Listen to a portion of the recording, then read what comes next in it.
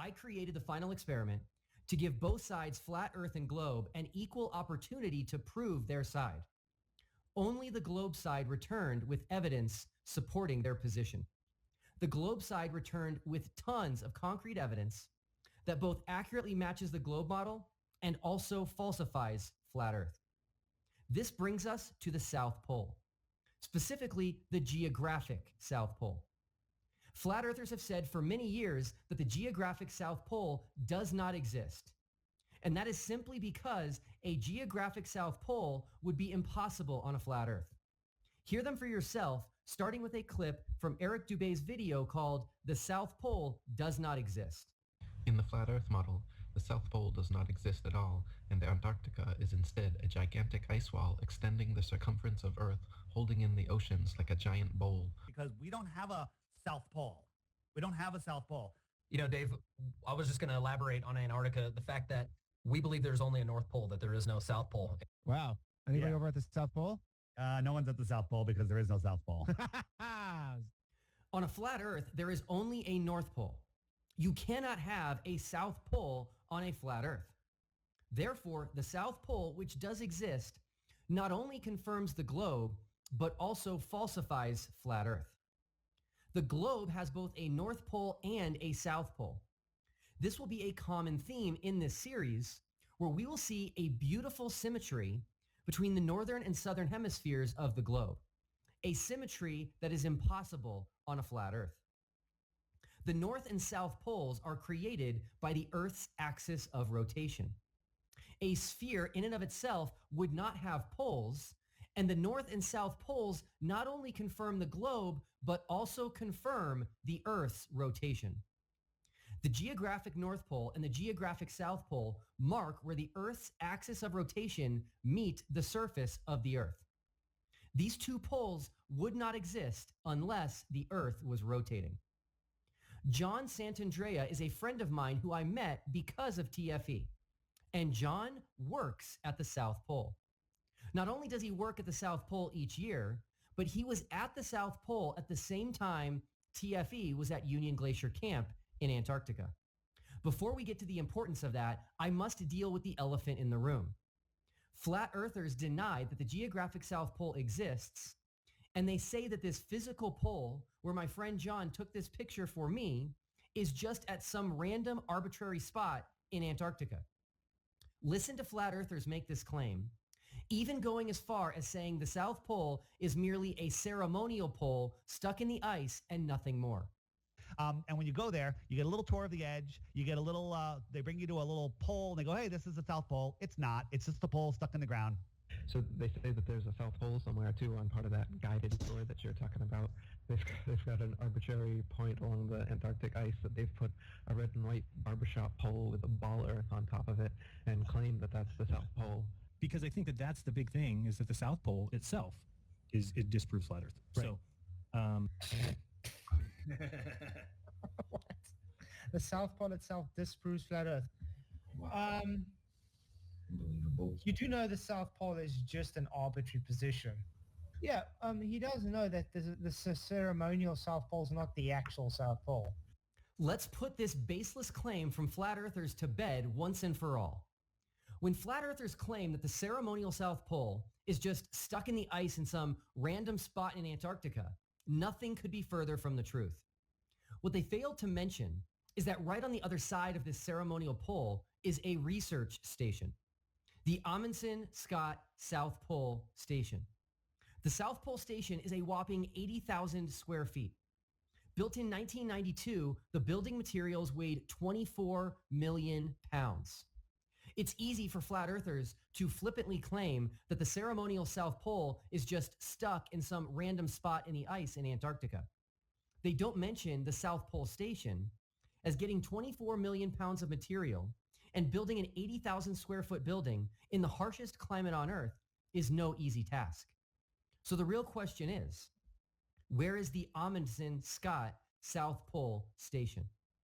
Of course, we know where it is on the very bottom of the globe at 90 degrees south, where all lines of longitude converge together. But where is the South Pole Station on a flat Earth map? No flat earther can answer this simple question.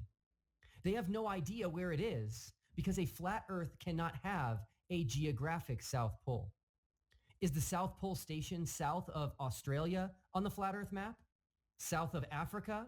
Maybe south of South America? Somewhere else? They can't answer this question because we live on a globe. They cannot answer this question because a flat Earth does not exist. The correct answer as to where the Amundsen-Scott South Pole Station is located is actually carefully veiled in the name of the South Pole Station itself, Amundsen-Scott. The story of Roald Amundsen and Robert Scott is one of the greatest stories in the history of world exploration. This picture was taken in January of 1912 at the same location as the current South Pole Station. But what makes this picture so fascinating is the story behind it. And this story not only confirms the globe, it completely ends flat Earth. Robert Falcon Scott and his men were British explorers and are seen here next to a tent displaying a Norwegian flag. What could this possibly mean? In 1911, Scott set out to be the first man to ever reach the South Pole. 2 years earlier, Ernest Shackleton made it past 88 degrees south, less than 100 miles from the South Pole, but had to stop in order to fight for survival. Unbeknownst to Scott, another explorer, a Norwegian named Roald Amundsen, had decided to forego his planned trip to the North Pole and instead race Scott to the South Pole. One of the greatest races in human history had now begun. Amundsen loaded up his crew and nearly 100 sled dogs onto his ship, the Fram. And strategically, he decided to enter Antarctica at the Bay of Whales, which was a completely different starting point than Scott's team, who planned to enter at Ross Island. Amundsen's team started at 164 degrees west, and Scott's team started at 167 degrees east. They were nowhere near each other and never came in contact with one another.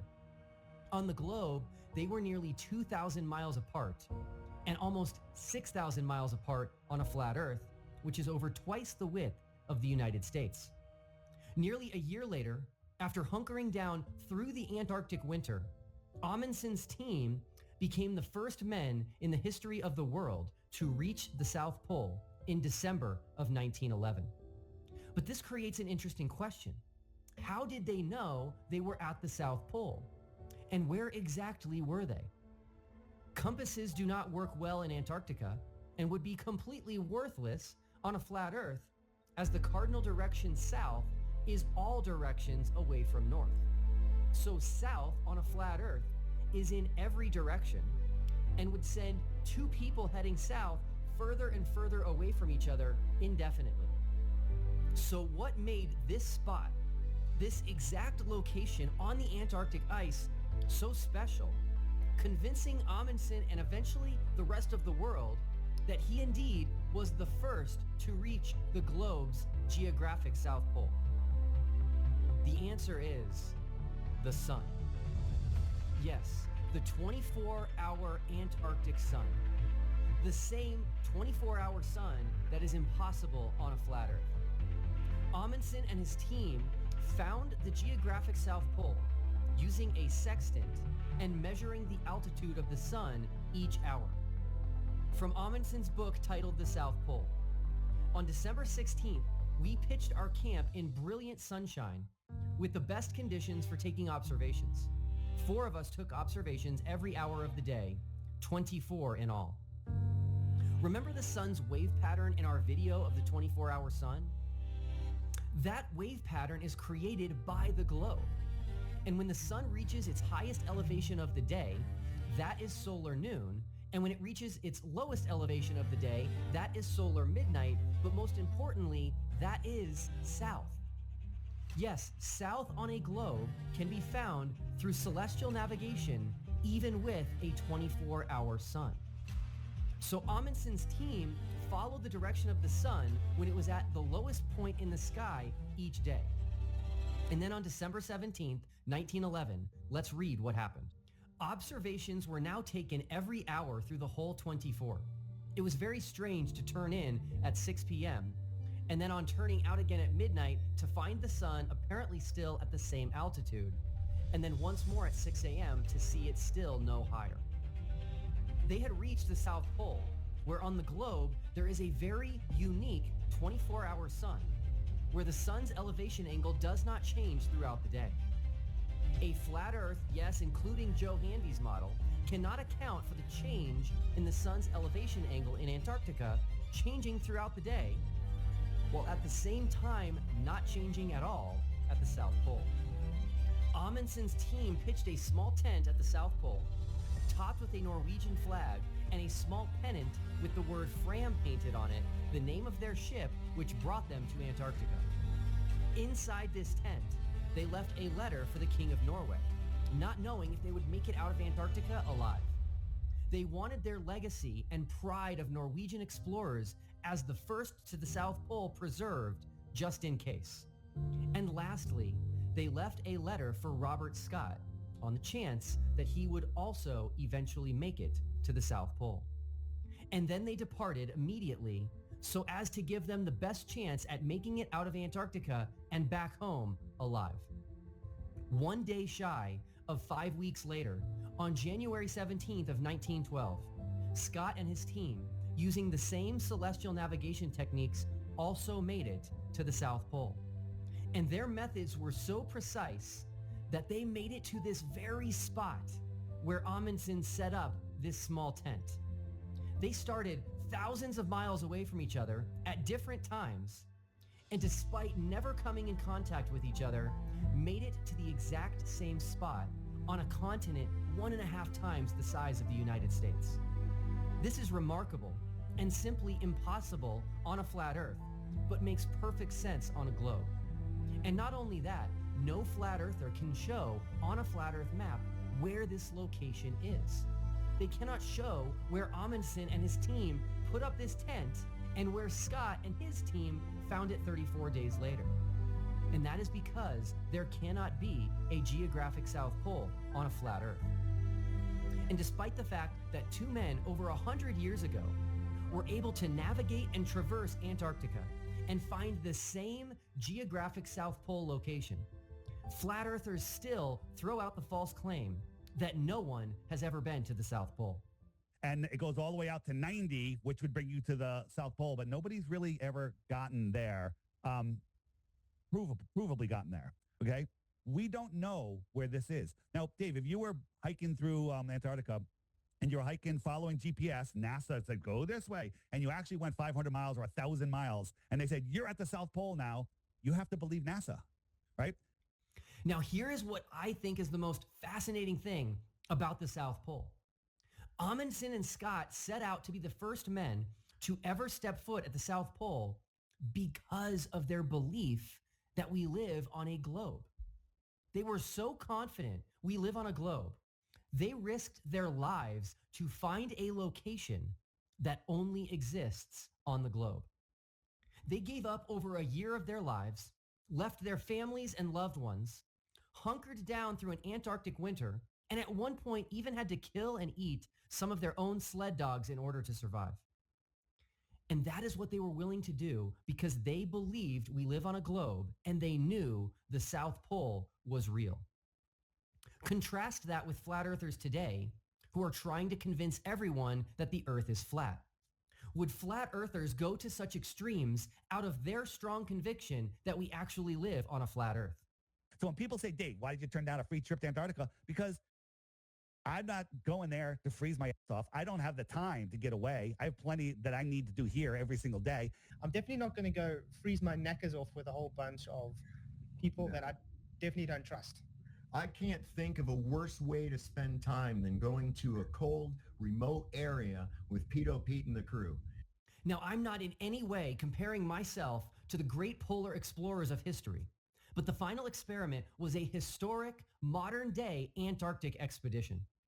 And once again, it was those who believed we live on a globe that were excited to go, spent our own money, and knew without a doubt that we would confirm the globe and see a 24-hour sun. While I did not have to risk death traversing Antarctica with sled dogs, hoping to find enough seals to kill and eat and leaving my wife and children for over a year, I still made a sacrifice of my own funds to show the world we definitely live on a globe. And that is what the TFE expedition has in common with the Amundsen and Scott expeditions. We were all willing to make personal sacrifices based solely on our extreme confidence that we live on a globe. While the flat earth community complained about the cost and the cold, and many flat earthers turned down free trips to Antarctica, the globe side raised money, tapped into their retirement savings, and planned to do as much experimentation as possible on a once-in-a-lifetime trip to the bottom of the world where a vast majority will never have the opportunity to see with their own eyes. As they say, actions speak louder than words.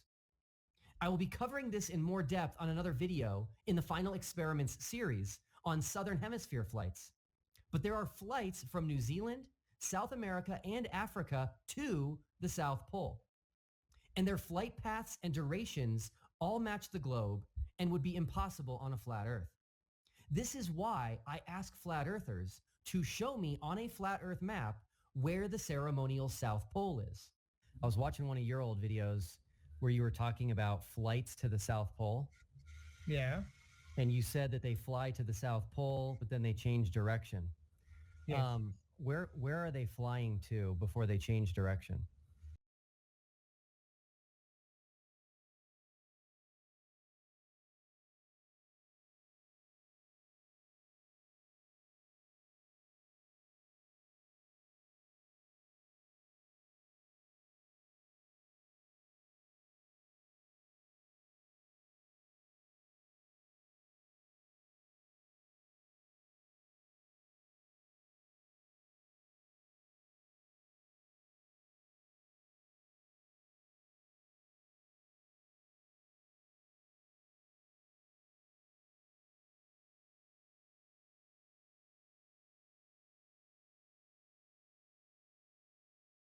Yes.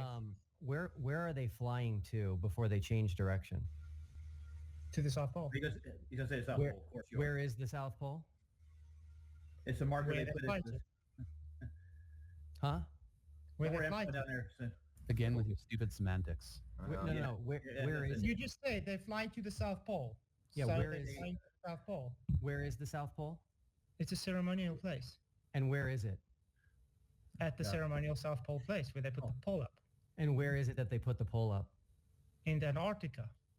But where in Antarctica? You guys make Antarctica so big. Where is it? I want to find it on a At map. the ceremonial South Pole. And where is You that? guys could have traveled to it from Union Glacier. You do know that. Sure. I just want to know where it is on the flat Earth. The ladder? On- Oh, for goodness. Yeah, in Antarctica. In the same place. Go away, dude. And this is precisely why they have no answer.